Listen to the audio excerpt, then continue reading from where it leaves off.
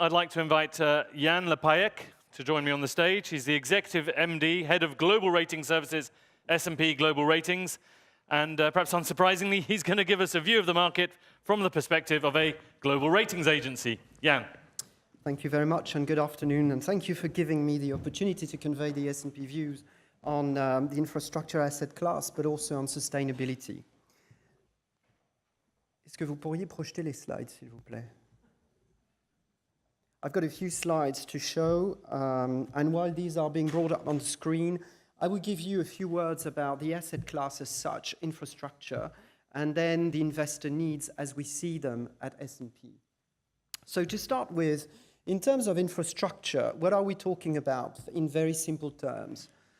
From our point of view, we're talking about essential assets that have very high barriers to entry, and finally, that generate highly predictable cash flows over the long term. So within that very specific scope, you can already see that we're talking about an asset class that is quite unique. Now, when you think about the impact of that very asset class on the global economy, there are multiple economic studies, including from our own team of economists, that will give you evidence that whenever there is investment in infrastructure, there is what is called in most economies the multiplier effect, which is that for one currency unit of investment and infrastructure, you're more likely to get more than one currency unit of increase in the local GDP. Because again, these infrastructures that are funded have an overall positive impact on the local economy. So now, when you look at the investor side of the equation, at the same time as we ran that study about on the multiplier effects, we also came to the conclusion that, globally speaking, we had a great need for infrastructure investments with a dearth of funding, largely because of constraints on the balance sheets of the governments, but also because it is difficult for the private sector to enter that asset class. And we believe that long term, the private sector, as we heard before, has a role to play in funding infrastructure. And why is that? On the screen behind me, you can see the names of, for instance, the long-term infrastructure investors that we know particularly well as an association. They are made of a particular type of institutional investors that carry very long-term obligations on the liability side of their balance sheets. And here I'm talking about more of life insurers, particularly those that carry large annuity books, or pension funds outside of France, for instance, more in the Nordic countries or in the Netherlands. And in their case, because they have to serve long-term liabilities, infrastructure, because of the long-term nature and the predictability of their cash flows, provides a very unique matching of their liabilities. So we view our mission as a credit rating agency to bridge that information gap and facilitate private investment in infrastructure through providing more transparency and more information on the various infrastructure projects that can be funded by the private sector. So moving on to the way we're organized at S&P to deal with that challenge, two simple facts. We are structured globally to cover the infrastructure sector. So our team is a global team, which means that we place our emphasis on the global consistency and comparability of the ratings we deliver on those infrastructure projects. That's point number one. Point number two, we want to be deeply embedded in the local markets. And that's the reason why, while having a team of 120 plus analysts organized globally around the world, those 120 analysts are present in all our offices around the world, and in particular in the European Union. Paris being a case in point, where actually we've got a large team, and the global head of our analytics and research for infrastructure, Karl Niedveld, who's present in this room and is the author of this presentation, is also based in Paris, in addition to our European expert on utilities, Pierre Georges. So I'm not going to dwell upon the numbers, but what makes us also specific is that what we call infrastructure is the combination of traditional project finance that you can see on this slide on the right-hand side that cover mostly social infrastructure, power and transportation. And we also include infrastructure corporates. The vast majority of those are made of traditional utilities plus transportation and midstream corporates, which means that in total we cover more than 1,100 ratings in this entire space. And the reason is that we serve global investors because this market is that of cross-border funding, is that of arrangers that are global. We heard before from the Natixis that they bring their advising and arranging capabilities to worldwide investors. And again, this is the very nature of this asset class. Moving on to a few highlights on the sector.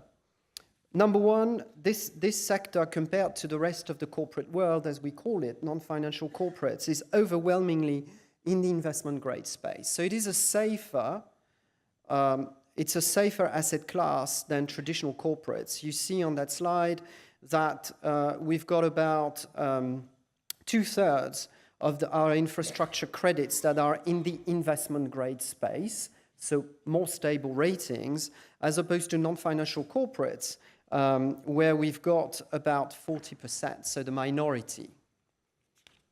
A second key feature of infrastructure is its resilience, higher resilience than traditional non-financial corporates to economic cycles. And here you see a time scale that goes back to 1991, but particularly worthy of note is the fact that during and post the last financial crisis, as you can see from the light blue line, the sector didn't see a particular surge of defaults as opposed to traditional non-financial corporates. The default rate on a 12-month basis is actually 1% compared to under 6% for traditional non-financial corporates. So again, that gives you, from an investor point of view, an indication on the interest of that asset class as diversification. Another aspect that is very, very specific to infrastructure is the stronger recovery rates than in traditional non-financial corporates. If you try to look at the defaulted debt instruments that recovered par, so the amount at the point of issuance, it was around about 41%, as opposed to close to 30% for traditional non-financial corporates. So there again, higher recovery rates, which in the case of long-term financial investors is a consideration that plays an important part in their investment decisions. So where do we stand, and in terms of the challenges and opportunities brought about the infrastructure asset class now? So we've got a wall of private capital that is available to invest, but it's being held back by basically two factors. Specifically in Western Europe, by a lack of sufficient investment opportunities, and more specifically in emerging markets, a credit risk profile that is not considered attractive. So what are some of these issues? At the moment, particularly in Western Europe, we see an extension of the traditional asset class into new areas. For example, fiber networks, elderly care, where the expertise that is needed to assess some of the projects now gets into other non-financial corporate areas like telecoms or real estate. Second issues, merchant power for renewables now creates more uncertainty given the fewer public subsidies that are granted to the overall sector. That makes it more uncertain for investors.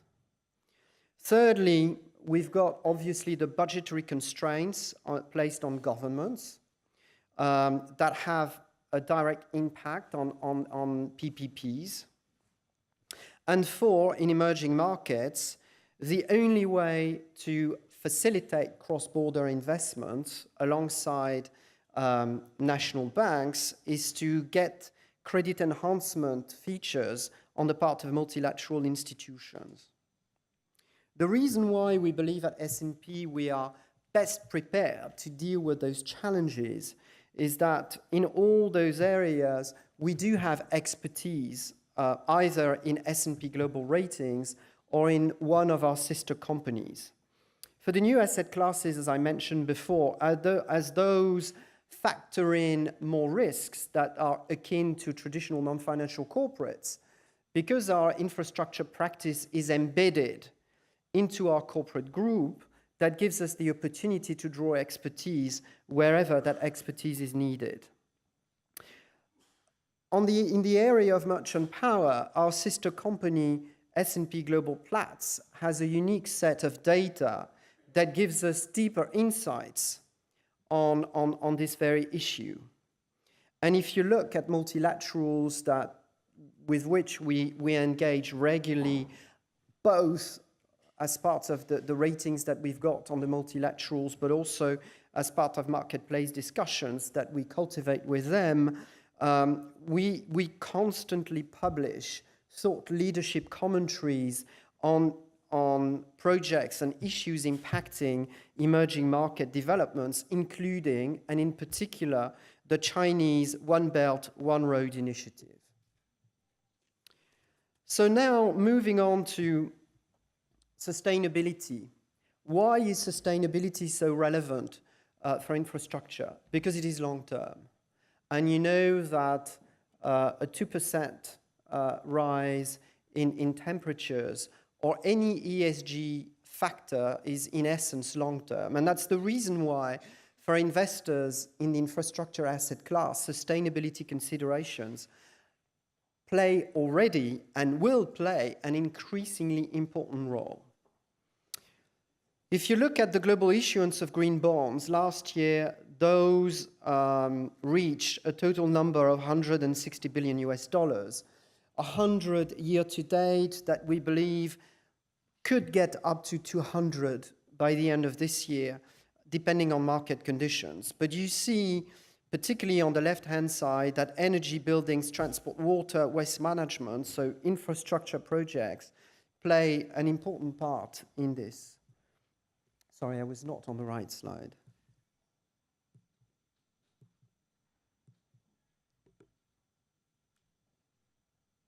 There we are. Sorry for the confusion.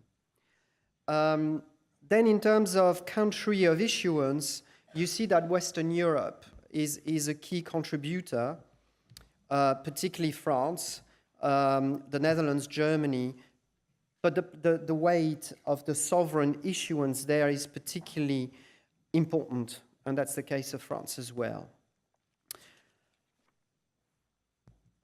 Let's now get to how we view the greenness of infrastructure projects. 2 years ago, we launched a separate evaluation that speaks at the issue level to the relative impact of a particular infrastructure project on the environment. That's what we call the green evaluation. So this is not a traditional credit rating. This is an indicator of the relative impact of a particular project on the environment.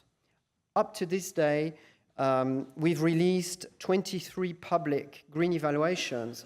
And what is important to know, beyond the fact that they represent, roughly speaking, $30 billion of issuance, is that they are global.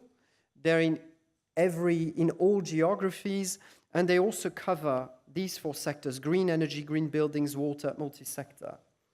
I would illustrate this by talking about the Mexico City airport in the area of green buildings, transport projects funded by an issue by the city of Gothenburg in Sweden, a project from the District of Columbia Water and Sewage Authority in the United States. Recently, a diversified portfolio of projects initiated by SES in Spain, and a wind power generation project sponsored by the province of La Rioja in Spain as well. To give you an example of the breadth, geographically and by asset class, of those green evaluations. So beyond assessing the greenness of those instruments, 2 weeks ago, we've actually released a pilot on a new type of evaluation that speaks to ESG risks or ESG factors. So while green evaluations are at the asset level, the ESG evaluation proposal that we launched and we released 2 weeks ago is at the issuer level. If I manage to get that slide moving, that's fine.